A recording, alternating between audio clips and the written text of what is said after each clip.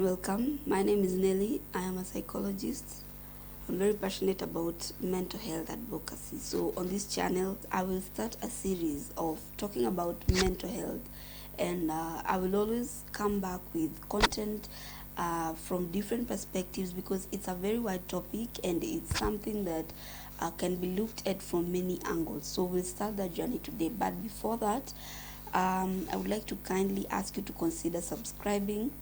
Also consider turning on the notification button and sharing this content with your circles, because this is a time where so many people need to hear talks on mental health, awareness on mental health, and they can be directed to the correct and competent professionals where they can be able to have their mental health issues addressed, and then they can be able to become the best version of themselves. Engage me in the comment section as well. Let me know the topics you'd like me to talk about, and let me know what you think about today's topic.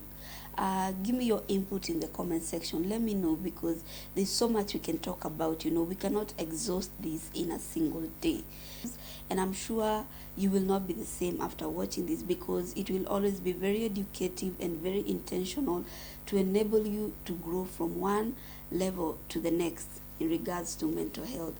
So thank you for clicking. I really do appreciate your presence. Today I want us to talk about mental health.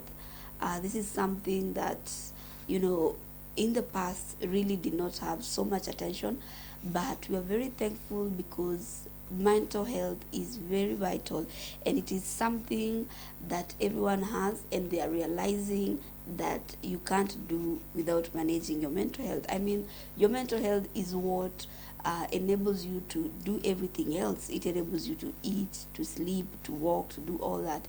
If you're not well mentally, you can only be stationary. You will not be able to make any movement or any contribution to the society.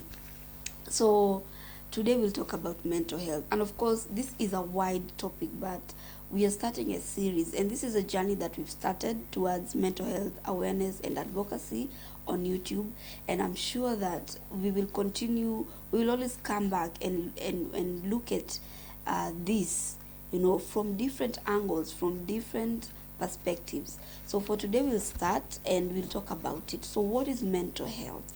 Because many people have been confusing mental health with mental illness. There has been that confusion for such a long time, and it has been able to create so much stigma, and people have not been able to come out and talk because they felt that if I say I need my mental health check, I'll be looked at as a mentally ill or a crazy person or an insane person. Because you see, when you hear mental, people think about this, they conjure these crazy images of a person who is naked, walking in the streets, throwing papers, begging, eating from the bins and all that. But that's not really the thing, because, you also have mental health. And first of all, I really do also want to appreciate you for watching. And I want to tell you that you also have mental health. And it's not always that negative, because there's also the positive aspect of mental health, which involves your thriving, your contentment, your fulfillment, and your becoming. That is what positive psychology entails. So when you are contented, and as a human being, you really need to learn the art of contentment, because we are always after something. We are always after this. When we get this, we want that, and when we get that, we want the rest. So you really need to learn the art of contentment as a journey and as a destination. You need to learn, can I be content? How am I content? This is what I have. And even as you're pursuing the next thing, you're pursuing it in the right frame of mind. Contentment, fulfillment, thriving, emotional intelligence, and all those things. Now, those are aspects of positive psychology. Your ability to be persistent, to be determined, and all that. That is positive mental health. So when you hear mental health, don't always think about negative aspects of mental health. The diseases, the medicine, all that. It does not really entail the negatives. Mental illness is a different thing from mental health. It's the same thing when you say physical health is not physical illness. Physical health is where probably I'll try and say my closest description would be where you try to go and look at how you're doing from all from all angles in your body. But physical illness, it means that there's a specific illness in your body. The same thing with mental health. Mental health is the state of well-being in which you can be able to realize your potential, have coping mechanisms, and be able to contribute to the society in a positive way. But of course, there's mental illness. The mental illnesses are those conditions that affect your proper functioning as a human being, and they bring substantial changes in your life. These are mental health diseases. They can actually be diagnosed and be given medication and different interventions, of course, that are evidence-based, so that you can be able to heal. But when we say mental health, it does not mean that we are talking about mental illness. This is one of the things that has contributed so much to the stigma that is surrounding mental health conversations. Mental health is the state of well-being, state of well-being in which an individual can have so that they can be able to cope with life issues. They can be able to contribute to the community, and they can be able to realize their potential. So that is mental health. It is a state of you being able to accomplish things that you set your mind to. It is a state of being able to make decisions, be able to cope with difficulties that are arising in your life, being able to move from one transition to the next, and be able to just be a valued member in the community. But mental illness are those conditions that really do affect how you've been functioning normally, and they are illnesses that they could affect your brain, and the causes could be many. They could be environmental, they could be biological. There are different causes to mental illness. Some people are born like that, and there are different dynamics to this. According to the APA, mental illness are those conditions that affect your emotional self. They affect your behavior and your thinking processes. They affect them. So if they are affecting them, it means that you start changing the way you have been. You having an absence of mental illness, it does not necessarily mean that you are mentally healthy. Because for you to be termed as mentally healthy, then it means that you must be able to communicate. Are you able to communicate with the people around you? Are you able to, to say and state what you want, what you don't want? Are you able to set boundaries? Are you able to state your needs? Are you able to state your emotions? Do you have emotional intelligence? These are all factors that contribute to mental health. Are you able to cope with difficulties, with transitions in your life? Are you able to cope with them? So the absence of mental illness does not mean you are mentally healthy. That is why I say that everybody has mental health. Women have mental health and men have mental health. Everybody is in this boat. We all need to look at our mental health, because for us to say that we are mentally healthy, then we will be able to meet all these things. We can communicate. We can be able to have a proper working relationship with our workmates. We can be able to have good relations with our siblings, with our parents, with our friends, and then we can be able to go up the ladder and actually self-actualize. There are so many mental health disorders. There is depression, which is one of the most common. There is anxiety, social anxiety, generalized anxiety. There is phobias. There is schizophrenia. There is all these personality disorders, narcissism, borderline personality. All those things, they are mental health disorders. So they cannot really, when you say mental health, you're not talking about those things. You're talking about your ability to function normally. Being mentally healthy also means that you're in control. because at some point in life we feel that we are not in control of our lives. We feel that we are not confident.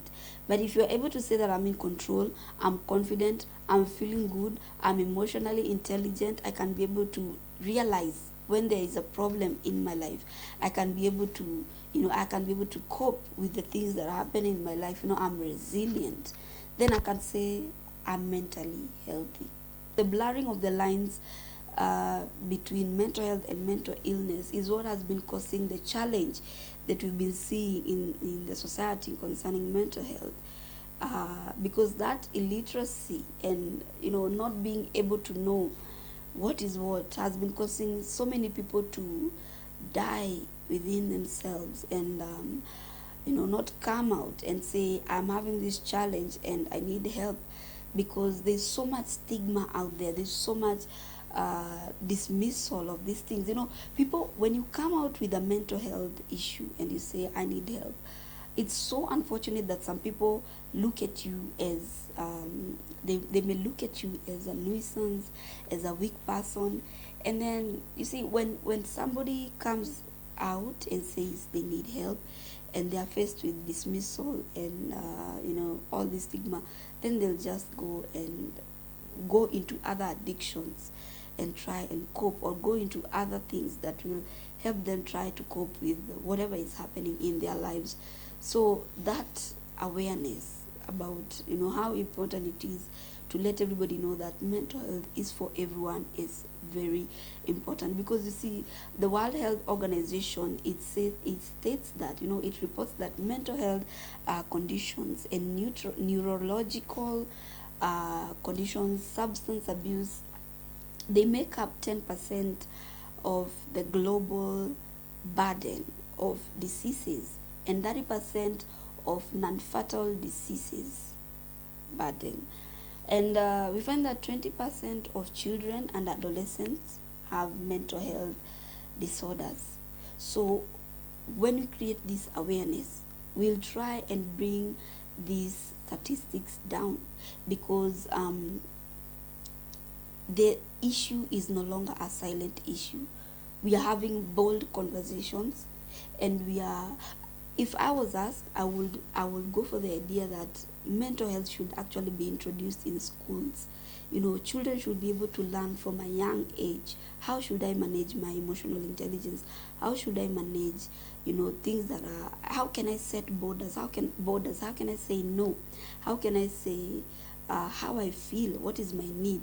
We should teach this. And before the schools are able to introduce this in the system, it's important for you as a parent to teach your children how to cope with your mental health, how to be able to deal with their mental health, so that they can be able to be functional adults. Some of the wounds that came from early in childhood, where people never understood how to communicate, how to be able to say what they feel, and so they carried the wounds of hurt, of trauma, of abuse into their adulthood, and then it affected their functionality. They became depressed, they dissociated, they went into substance abuse, they had divorces, they committed suicide at the worst case scenario. So the best thing you can do is to teach those who are around you, especially the young children, because mental health has really affected the youth in this generation. So let's be able, if we have this information, let's be in the forefront of creating the awareness and be there for the people that come to us and let us know that they have mental health challenges. If we are not able to help them, let us help them by showing them where they can go and have a professional be able to intervene with a different perspective, or they can get medication, and then they'll be able to continue with their life journey and become whatever they really wanted to become. So I would like to conclude by saying that we really need to continue challenging the myths and stereotypes that have been brought about by the stigma, the lack of understanding about mental health issues, and the uncertainties that comes with it. One of the other challenges about mental health is understanding, there are different symptoms for every condition. Others will oversleep, others will overeat, others will talk too much, others will become so irritable and all this. So when we are able to face to demystify the myths that come with mental health, we will be able to make the world a better place. We help one voice at a time, address one challenge at a time, and then we'll be able to to make the world a better place. So let us embrace others, and let us become accommodative. Let us be able to embrace these conversations around us. Do not dismiss those who come to you seeking for help. Until that point, I guess I'll see you in the next video. Let's continue creating the awareness, and we tolerate those who come to us. And if we feel that we really cannot offer so much help, we can always give them direction towards people who can help them on a professional level. So let's continue creating the awareness, because there is no health without mental health.